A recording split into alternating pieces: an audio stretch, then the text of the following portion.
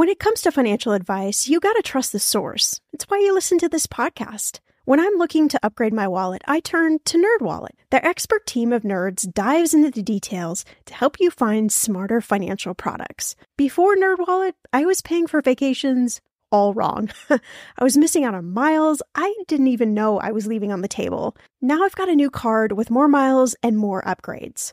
What could future you do with more travel rewards? I don't know, maybe that fancy hotel upgrade that you have always been dreaming about. Wherever you go next, make it happen with a smarter travel credit card. Don't wait to make smart financial decisions. Compare and find smarter credit cards, savings accounts, and more today at nerdwallet.com. NerdWallet.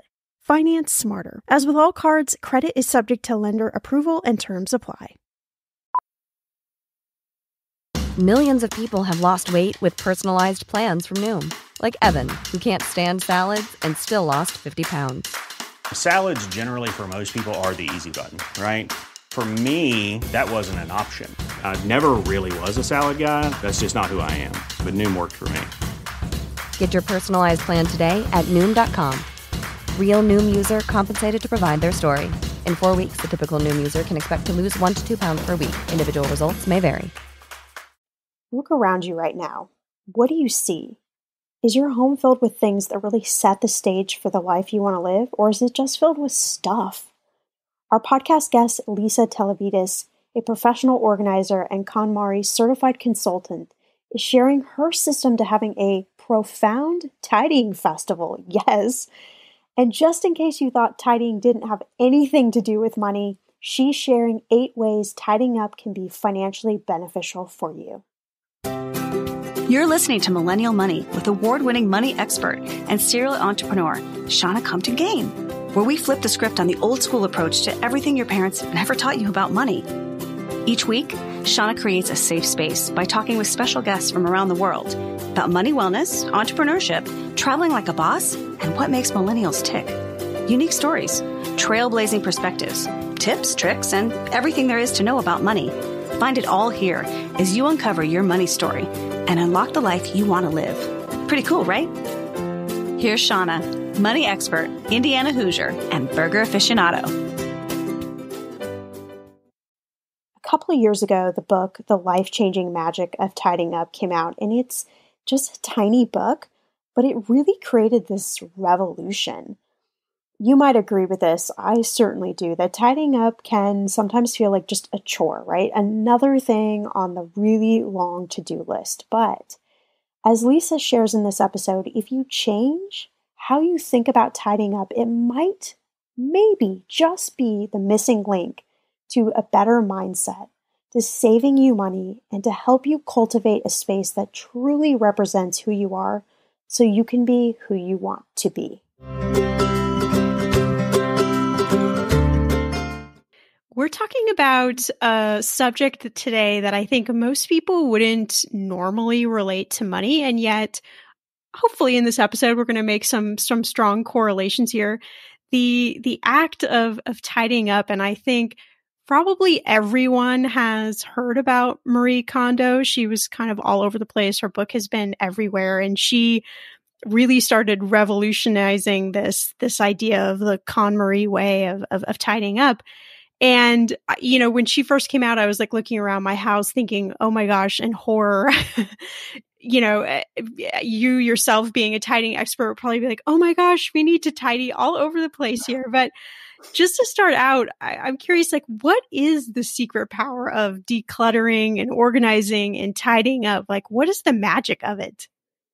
Yeah, absolutely. I mean, it's not just about making a space aesthetically more pleasing, even though, I mean, that is a benefit in and of itself, definitely. Especially in the KonMari method, like it's so much more. It's more about crafting, or better, I would say, setting the stage for living your envisioned life, you know, free of the baggage and distractions that, you know, all those items that don't bring us joy bring with them, that hold you back from moving forward and keep you stuck in the past. So, and I also would say it frees your mind. Because when you think about it, every item we have, it kind of holds a certain attention on us. And when we think about that, an American household, like an average American household has 300,000 items. That's a lot of attention. It's true. Oh my God, 300. Well, Yeah. I mean, I guess that's right, but I never think about it in terms of a number. When you say that number, it does make me horrified. Yeah, absolutely. I mean, and my motto and one of the main principles also of the KonMari method is, keep what brings you joy and let go of the rest. And I'm a huge proponent of, saying, make your space and the things that you have serve you and not the other way around.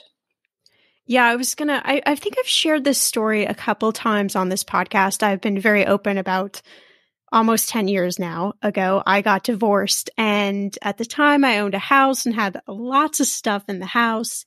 And when I got divorced, all I had to my name was a suitcase and whatever I could put in the suitcase and my car.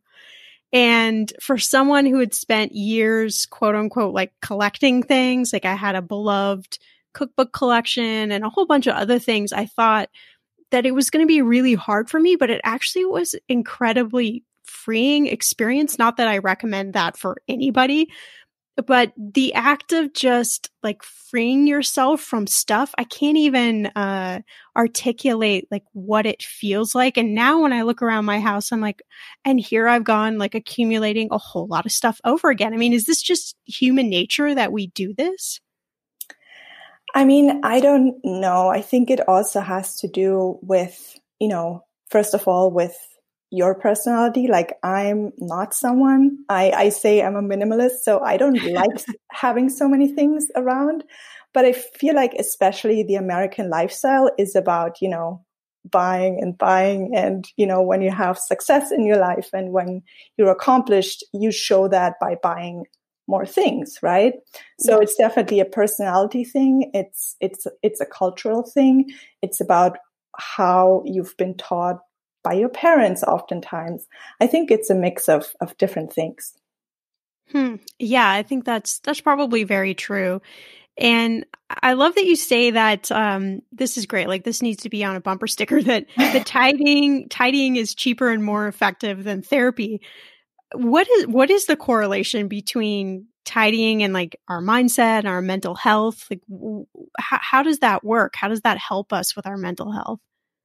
Yeah, I know this is a very bold statement, but I do stand behind it because I do hear it from my clients from time to time, that when I help them, that this is like therapy, just like therapy, and sometimes even better because you are like doing something. You're really up into you're up in your stuff, like quite literally, right?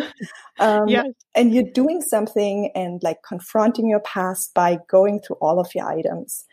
And not just talking about it. I'm not against therapy, not at all. But it's really, you're confronting your past, you're confronting the feelings by handling each and every object. And there's so many people, they have not removed one item out of their home for like the last 15 or 20 years. Like everything they've gone through is basically represented in the items that are in their home. And yeah, it's, it can be a very cathartic process. And the KonMari method, it's also really encouraged to say goodbye to the things that no longer serve you. So it has this really distinct like cleansing effect. Both, I always say the external cleansing has like an internal cleansing effect as well. All the time. I see it all the time. And then it's also, as I said, you're supposed to say thank you. So expressing gratitude to both the items, that you surround yourself with, but especially the things that you choose to let go of. And gratitude is actually, it's proven to boost your mental health. And then another aspect is the feeling of accomplishment, I would say. when you go through that, it's a lot of work for a lot of people, it really can boost your self-esteem. And then lastly, I would say the whole aspect of, choosing what brings you joy, it's just making you happier. So it definitely has like a profound positive effect on your mental health. It's this distinct, you're not choosing what you want to get rid of, but you're choosing what brings you joy. So it's that difference, that makes the method for me especially, special in that way. And also, the whole tidying festival, it has an end. So to tie it back to therapy, sometimes people go to therapy for a lot of time, and maybe don't go far or, but having this like profound tidying festival where actually confronting your stuff in your past and your feelings can have a really therapeutic effect on a lot of people. I like it a lot because I see a lot of similarities to money wellness, which is something I talk about a lot on the show and I'm a big proponent of. Is it's the same thing. Like we can buy a lot of things with our money and do it from almost this unconscious place where we don't really recognize what we're spending our money on. And until we do a process like what you're talking about, like tidying your stuff, you can also tidy your money, and you should be doing that. And that's also a very therapeutic process. We just don't normally think about that. So I love the correlations between those two things as well. I mean, I see a lot of benefit in having tidying everything because I do think it frees space in your brain. And I love that you're saying like it helps you focus on gratitude and instead focusing on the things you want to keep. And I think that's a really positive message is that what are the things that you want around you and to really flip the switch and instead think of it that way. Absolutely. Yeah, I think that's like this shift a lot of people need in their thinking, It's not about choosing what you want to get rid of, and just this slight like difference in choosing, what you want to keep and what you want to let go of, what doesn't serve you any longer, has, this positive meaning to the whole process. So I'm super curious because you've helped so many people tidy up. Like, are there any trends or any interesting things that you can relate to us that you see where most people like really need the most help tidying up? Yeah, so I don't know if I see trends. I would say that people like come and look for help for various reasons. And I'm a different thing. Like I'm a different kind of coach to a lot of different people. So some, they kind of never have learned to tidy, like the parents were unorganized and cluttered. So they just need some kind of a teacher. So to those people, I'm more of a teacher. They need someone to tell them kind of a system and structure, how to approach tidying, because they don't know where to start because they've never learned it. Their parents were disorganized. So this is, one type of people, I would say. And then there's the therapy aspect. We just talked about that. For some people, they need more hand holding, and we do a lot of talking, because we're literally going through each and every item. There's a lot of guilt attached to items, when someone gifts you something. So we kind of talk through that, right? I give them different strategies that they can apply. And sometimes it's really like a therapy, right? I'm a therapist to those people.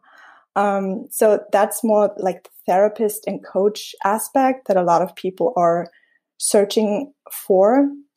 And I would probably subsume, unhealthy relationships to buying and acquiring new stuff. So some people, indulge in retail therapy and they kind of want to break this cycle. And by going through all of your stuff, you really adopt a different mindset because, what I give my clients on their way is, I want you to be really conscious about the new items you bring into your home. And also by handling everything, like they adopt that automatically if they do it right, because I want them to teach them skills that keeps them from acquiring so many unnecessary things in the future.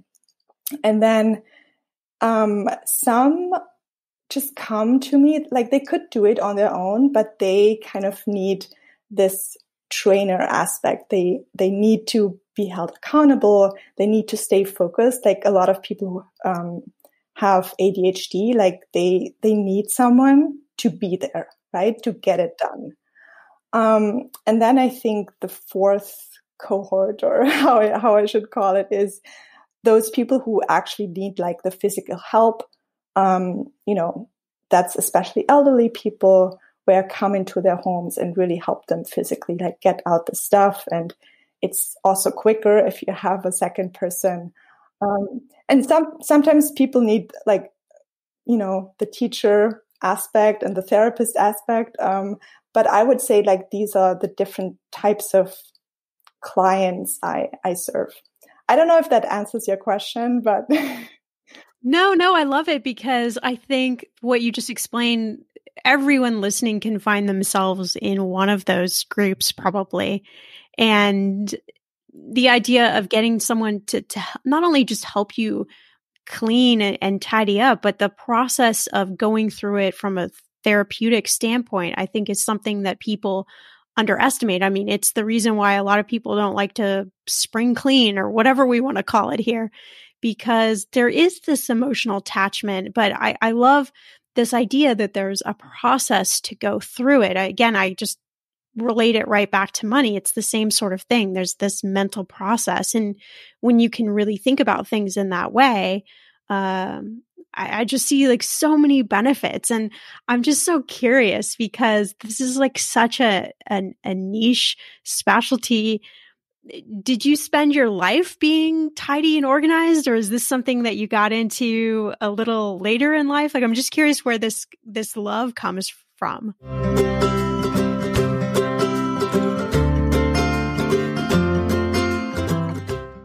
Listen, if you've been using Mint to manage your money, I have got some news for you. First, the bad news. As you might know, Mint is shutting down for good. But the good news, well, there is a way better alternative that is a personal favorite of mine, Monarch Money. And I'm not the only lover of Monarch Money. Many Mint users are turning to Monarch Money and just raving about it. I used to manage my money with an Excel spreadsheet. I know, so archaic, and it was so time-consuming. I tried all of the apps, but I just didn't find one I liked until I found Monarch. And I've got to tell you a secret. Monarch is so easy to use with a very intuitive design. You can even collaborate with your partner, and you can customize Monarch for whatever your needs are. Monarch is the top-rated all-in-one personal finance app. It gives you a comprehensive view of all your accounts, investments, transactions, and more. Create custom budgets, set goals, and collaborate with your partner. And now get an extended 30-day free trial when you go to monarchmoney.com/ETM. Let's go back to the collaboration bit.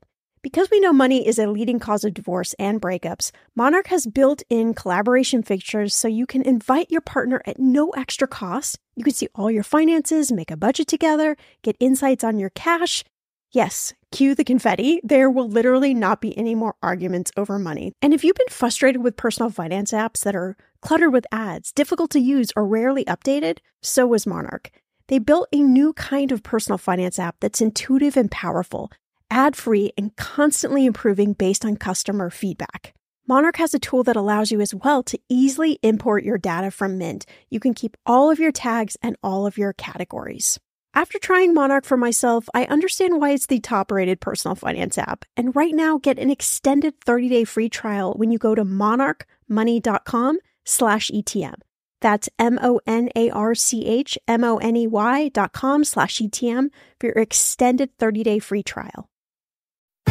Fargo, the new virtual assistant from Wells Fargo, makes banking faster and easier. Like this. Fargo, what's my checking account routing number? And this. Fargo, turn off my debit card. And this. Fargo, what did I spend on groceries last month? And that's just the beginning. Do you, Fargo? You can.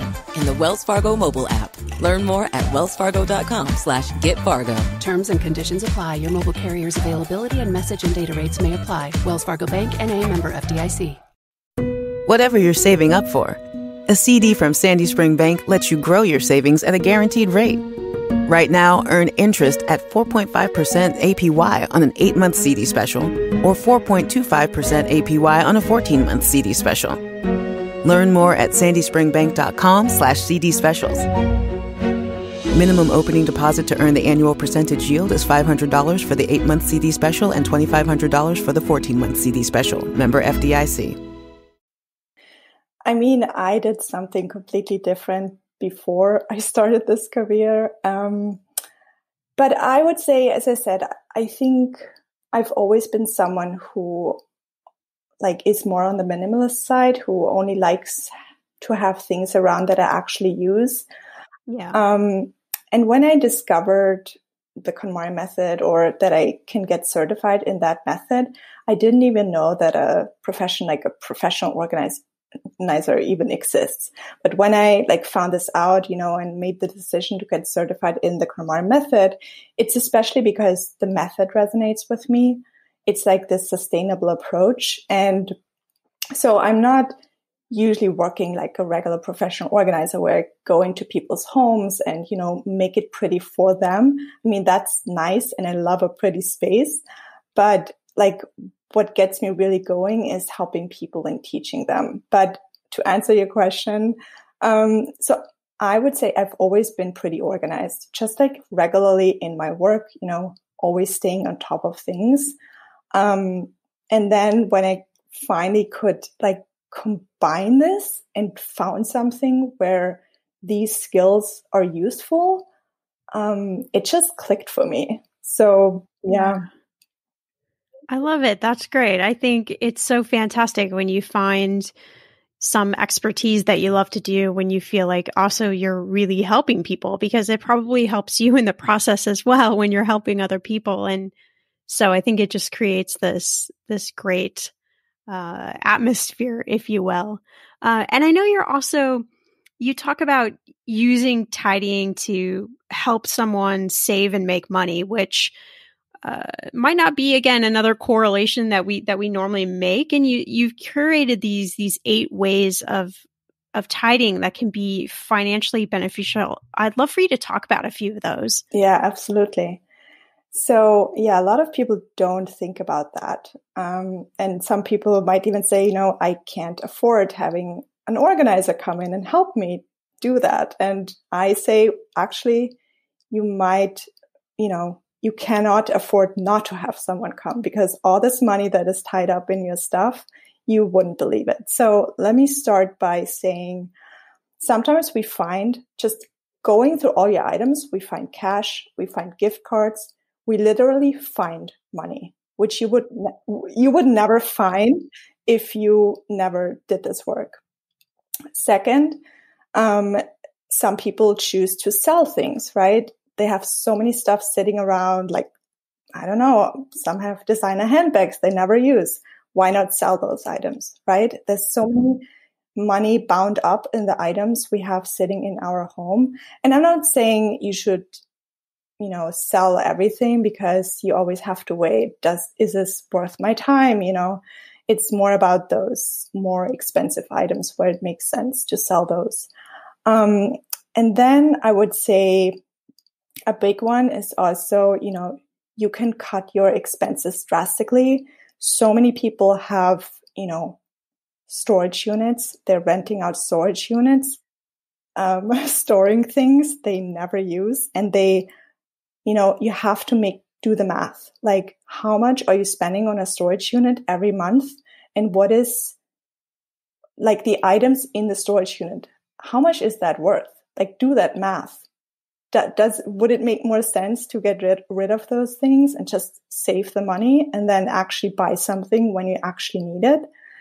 Do you find most people who have a storage unit, is it just literally just to store stuff that they either don't want to get rid of or feel like they need to keep? Is that largely why people keep the storage stuff? Yeah, most people never or rarely go back and look at that stuff. It's often, there's a move and they have like all this excess stuff that doesn't fit into the new apartment. So, okay, let's rent out a storage unit, and they park it there and never think about it again. Like that's something, there's different reasons.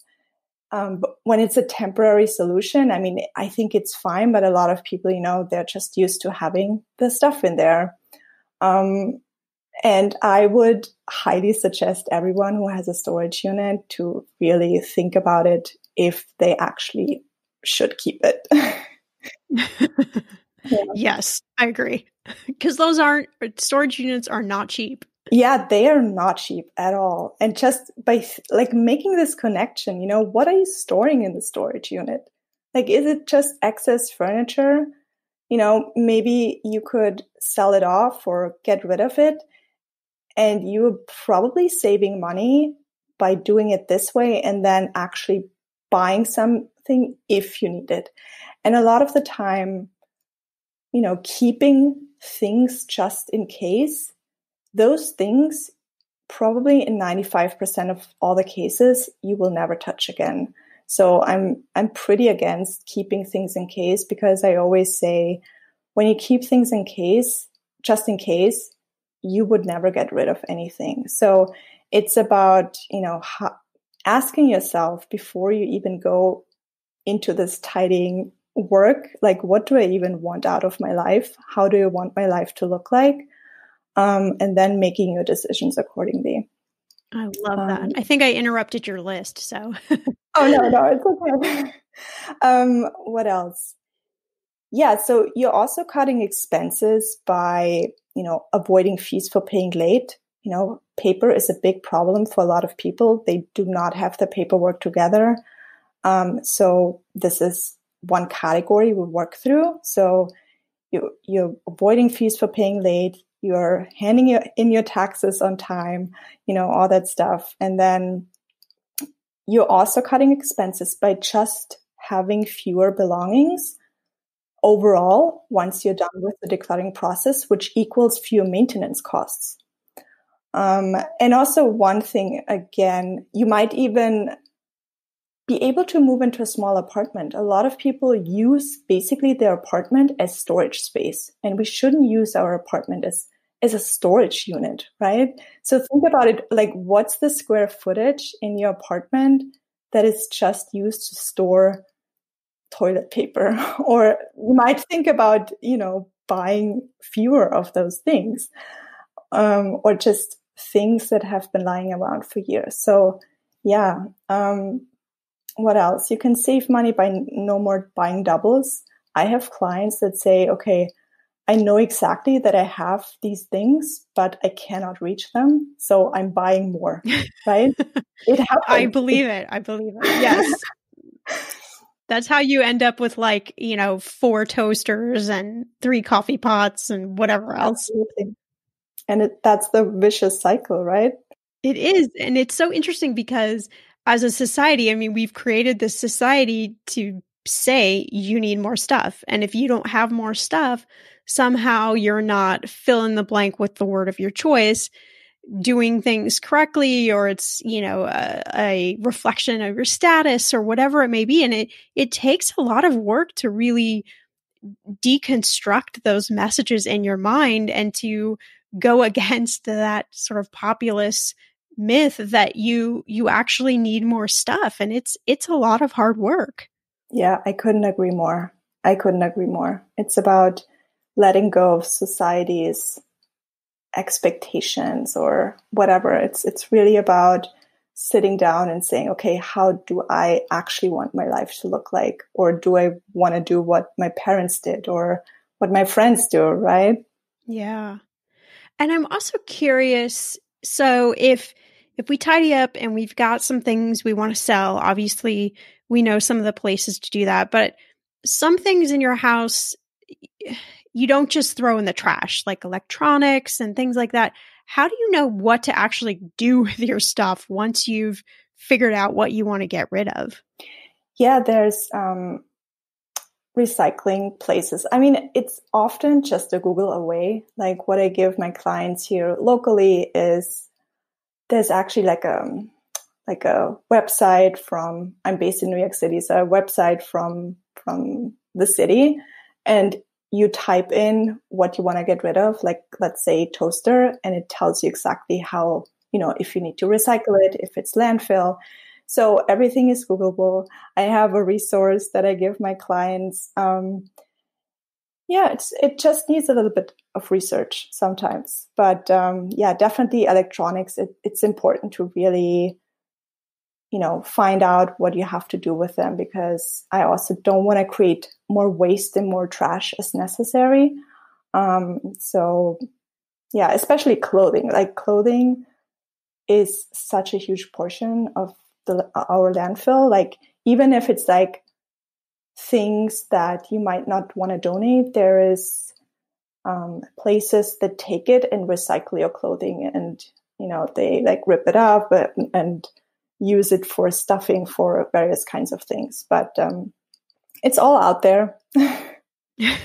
Yes. I love that. Well, I love what you're saying is just being very mindful about how you're disposing of things too, and not just throwing everything in the trash. I love that. That's a big misconception also sometimes of, oh, you're just throwing things out, especially with the method, I think.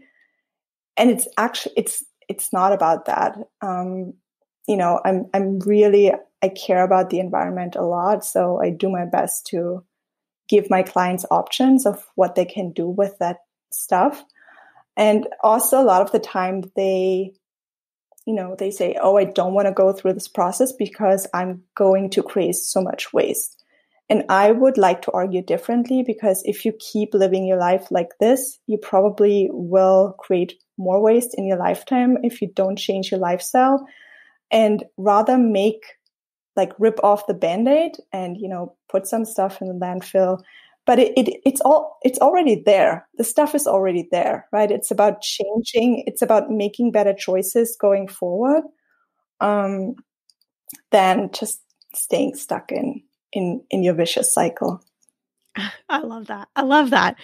Well, okay, let's say that we can't afford to hire someone like yourself, but we know we need to tidy up. Do you have any tips? Like, where should we start? Absolutely.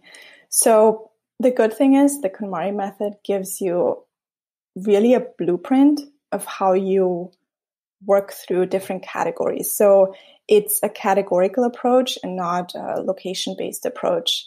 And the idea is that you gather all the items from one category, so you actually get to see what you have and make better decisions, instead of just tackling one closet and next week another closet. And you might have forgotten, oh, I have already 10 black pants in this other closet. So there is like a category order. So first of all, you want to sit down and really think about the vision of your ideal life, and then move into the tidying process. And then you start with clothing. So that's the first category. Then you do books, then you do papers, and then you move into kimono.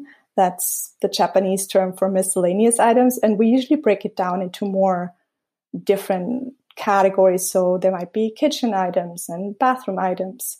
And if people are interested, like I do offer a category checklist with all the different categories.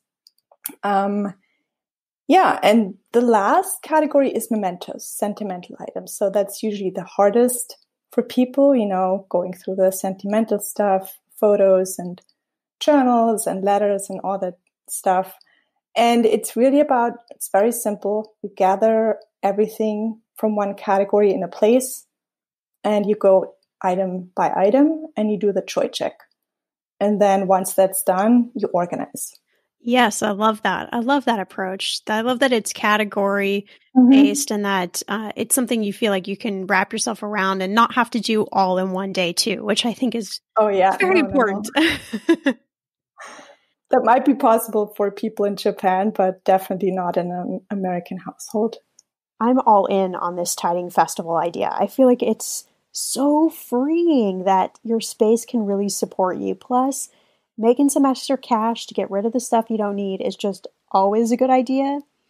Lisa works with people worldwide. She also offers a virtual group coaching program, and you can find her on her Instagram and her website. Check the show notes for all the links.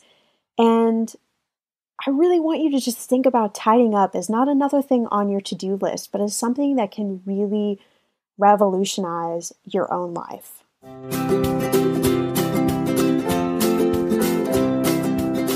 Hey, you. Yes, you. Before you go, we want to say thanks for listening to this episode of Millennial Money. For all the links, tags, and ads you've heard on today's episode, check out the show notes or go to mmoneypodcast.com, where you'll find more episodes to share with your friends. While you're at it, leave us a review and make sure to subscribe wherever you listen so you don't miss out on all the money tips and tricks that will take you from a millennial regular to a millennial money expert. See you back here in a few days with a fresh new episode.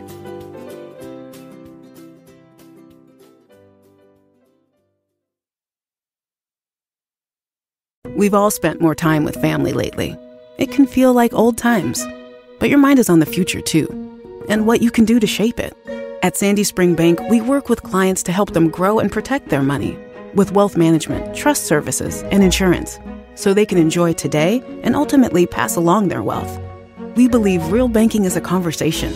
Let's talk about your dreams.